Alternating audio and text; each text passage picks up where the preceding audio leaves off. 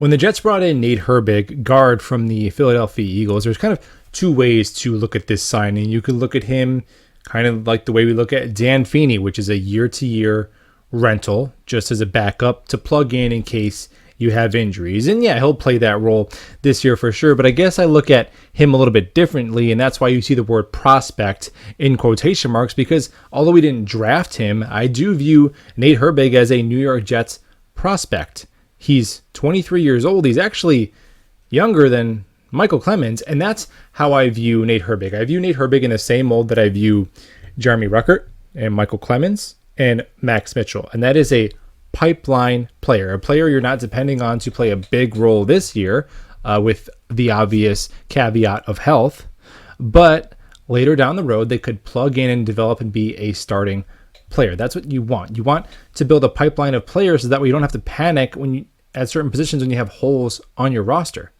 Hey, now you have Herbig, 23 years old. His last 17 starts in Philadelphia, he's only given up 3 sacks, 7 penalties. That's a little bit on the higher side. But out there in the preseason, 32 snaps, hasn't allowed a single pressure or committed a penalty. Now, Laken Tomlinson, he's a little older. We're not shooing him out the door anytime soon, but you want to have these contingency plans in place. So then when you move on from a Laken Tomlinson, you don't have this gaping hole at guard where you have to go ahead and reach out and overpay somebody or be pigeonholed into a draft pick. You can plug in Nate Herbig. And is he AVT? Is he a transcendent talent at guard? No, but he can be a stopgap if you need him to. So really, that's the way I view Nate Herbig. I think he's got a future with this New York Jets football team. Really glad he's here. Go Jets.